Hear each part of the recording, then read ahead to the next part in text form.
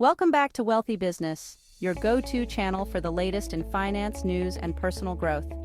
Today, we're tackling a major shift in the retail pharmacy world. CVS and Walgreens, two of the biggest names in the industry, are facing unprecedented challenges. From falling profits to store closures, these retail giants are struggling to adapt to a rapidly changing environment. So, what's going on? And what's next for these pharmacy powerhouses? Let's dive in. If you've visited a CVS or Walgreens recently, you might have noticed some changes. Maybe you had to wait for an employee to unlock a cabinet, or perhaps you've noticed longer lines at the pharmacy. These issues aren't just inconveniences, they're symptoms of deeper problems affecting these retail giants.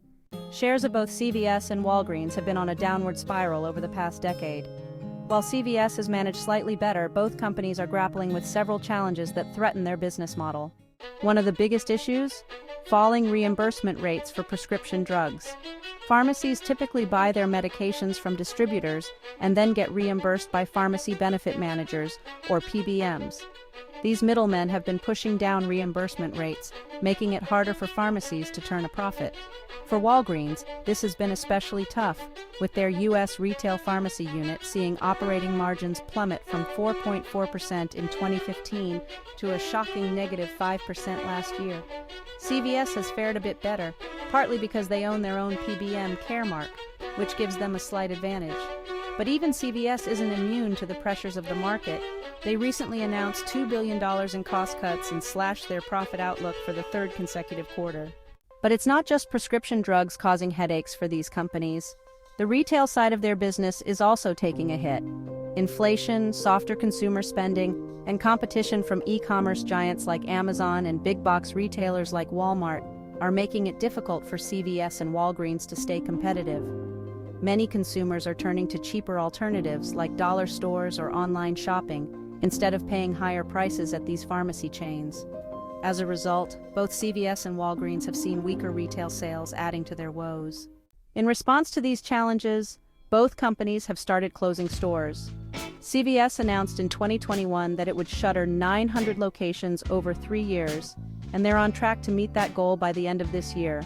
Walgreens, on the other hand, has plans to close a significant number of its 8,600 U.S. stores by 2027.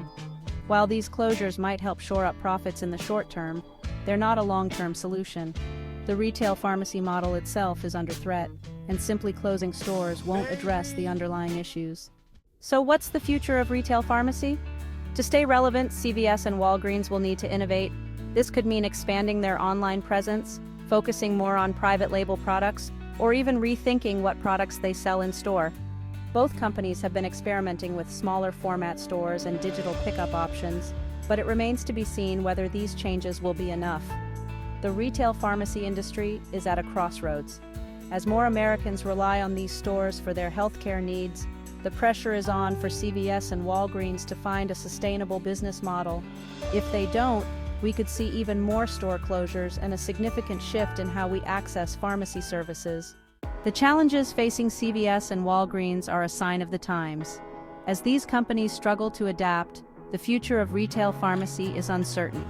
Here at Wealthy Business, we'll continue to keep an eye on these developments and bring you the latest updates. Don't forget to like, share, and subscribe for more insights into the world of finance, news, and personal growth. Thanks for watching, and we'll see you in the next video. Outro music.